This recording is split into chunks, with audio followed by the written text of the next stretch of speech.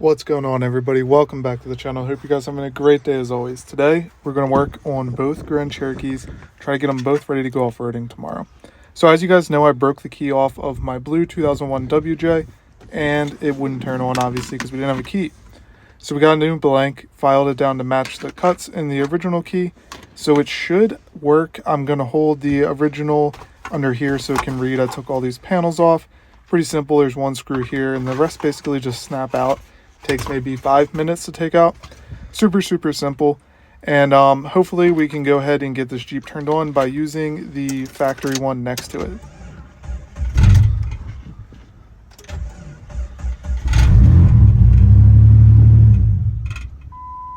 So as you can see, it just dies as soon as we go to turn it on. I'm not really sure why it's doing that, because I have the original chip right next to the reader, so it shouldn't have any issues like this. Honestly, I have no idea. We're not really getting any codes besides the skim issue, which means it's not reading the chip from the original one very well. So I might have to send out the ECU to have the skim disabled. That way the car will turn on and we'll be able to have it work. I'm going to do a little bit more research here in a minute, and before we do that, I'm going to go ahead and also try to get the black Grand Cherokee running. We're leaving the Wrangler at home tomorrow, so let's work on the black WJ. Well, it's on, but it's smoking a lot, and I have no idea where this is coming from. But this is quite a lot of smoke. It's a little bit concerning. Usually it smokes a little bit from oil that's down there, but I'm not seeing anything really wrong with it. So I'm probably gonna let it run for a little bit and see what happens, see if it gets worse. If it gets worse, I'm gonna turn it off and we'll clean everything up. Alright, well, it's definitely not getting better. It's actually getting worse. So I'm going to go ahead and turn this off. First, I want to make sure I don't see anything wrong with it. Make sure it's not on fire or anything crazy like that, because that would be terrible since the blue Jeep can't move away. But I'm not seeing anything too terrible with it, so I'm going to go ahead and just turn the Jeep off and we'll take a look at this later. And if I have time, I'll work on it today. If not, we'll do it another day. This isn't a huge rush, so I'm going to go ahead and turn this Jeep off.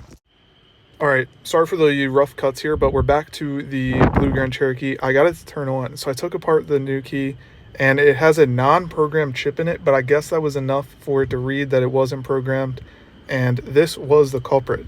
So I'm going to go ahead and remove this from the brand new key, then we'll hold this key up next to the new one and see if the Jeep will turn on, see if we can get it to idle. Usually it just cuts off after 2 seconds, so we'll head over to the car and see how this works.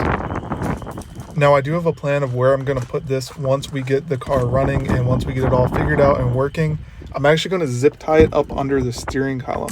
So I'm going to go ahead and use probably just a normal zip tie and zip tie it to the wires somewhere under here, and then put everything back together so that way it's nice, clean, and we'll no longer need to program keys for this Jeep. That'll definitely save me quite a bit of money from getting the ECU tuned, so that way we can delete the skim. Hopefully this works, because this would save us probably a week to 2 weeks and $200 to $100, somewhere in that range. So I'm gonna go ahead, grab the other key, and we'll see if it'll turn on. All right, let's go ahead and give this a test.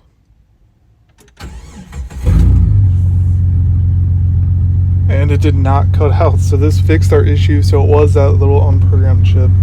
So if you guys do this, make sure you guys go ahead and remove that chip. The key case split apart pretty easily, but we're all good to go. I just held the original key next to this key. We'll zip tie it underneath now probably and get everything wrapped up there.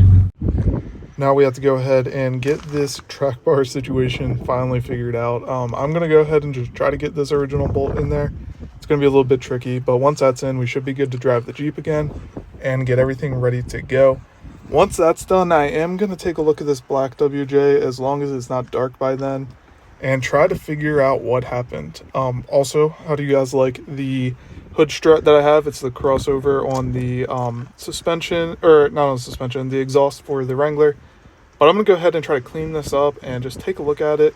As you guys can see, it's covered in all this like sanding stuff from when we sanded the original bedline off. That's how long this thing's been parked. I did that like a year and a half ago, and it's still not done. So I'm going to go ahead and figure that out. Then we're going to go ahead, try to find new bolts for the headlights, get everything squared away here, and get everything set up. Hopefully I can take both Jeeps off-roading tomorrow. If not, that's not a huge deal. We'll go ahead and just take the blue one, and that should still be a ton of fun. I did kind of want to drive this one though, because we haven't driven it in 2 years. Also, quick little update on the Wrangler while I'm over here next to it. Pretty much just waiting on the windshield, and I had to build some extensions here. Not a huge deal. I'll put the factory front fenders on. I have them laying over here. Put these on. The back ones have the MCE fenders, and we've got the 32s on here, which kind of is annoying. They rub just a little bit on the steering on the driver's side only for some reason. But let's finish up the blue WJ. So I'm putting together the dash here, and I did kind of want to show you guys this. I'm thinking about putting my switches for like the lockers, all auxiliary lighting and everything on this panel here that just snaps in. I think that'd be a really good location. That's actually where they're at on the black WJ as well. That way they're kind of tucked away and you're not going to accidentally hit them. For some reason, that's like my biggest fear, is someone's going to accidentally hit the switch to one of my lockers or something when we're driving down the road. But I'm going to go ahead and finish putting on all these little panels. We'll zip tie the cable. Then we'll go ahead and finish the track bar and look at the black WJ.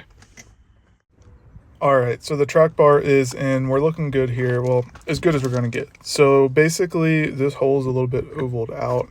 And we have a little bit of play here in the track bar, which is not ideal at all. I'm expecting to get a little bit of death wobble, but I'm not going to fix it because we don't really drive the car. And this problem is not going to be a problem once I put the 1 tons under it. So I'm probably just going to leave it how it is. The car gets driven 10 miles a week, maybe at most. Then we'll go ahead and wrap the 1 tons up, get them put underneath the Jeep, and we won't have this issue anymore because we'll have a fresh track bar mount. As you can see, the 1 tons are basically ready to be welded. I've started cleaning everything up. Just have to finish grinding down 2 brackets here. I wanted to put the truss on. The truss sits on really well. It fits really well. It shouldn't be too bad to weld on at all. I got a welding blanket for the center cast section. I'll show you guys more of that once we get more into that and why we need that. Have all the brackets down there that we're going to need, and the truss is basically ready to go on this axle. And I'm super pleased with how this is turning out. It's really cool to see it kind of starting to come along, starting to look like what we need it to look like to put together. And we should be good to go. But basically, we'll have a new track bar bracket on this, I guess this side. Could be wrong. But we're going to have a new track bar bracket on here. So we don't really have to worry about that once we do the axle swap. So my plan is to deal with the death wobble until we put the 1 tons under it. Fortunately, I don't really drive the car, so it's not a huge deal. And also, unfortunately, it's about to sunset, about to get a little bit dark, so we're not going to be able to work on the black Jeep today. Not a huge deal. We'll do that another day. Kind of didn't really feel like doing it today anyway, to be honest. But we'll go ahead and work on that another day. Also, while we're on the topic of the black WJ, I did want your input on something. Which headlights do you guys like best? The left ones with the bottom left white instead of being all tinted yellow. I like that, honestly, a little bit better with a little bit of white. I think it's a nice little touch and it looks pretty good. Or do you guys like the all yellow?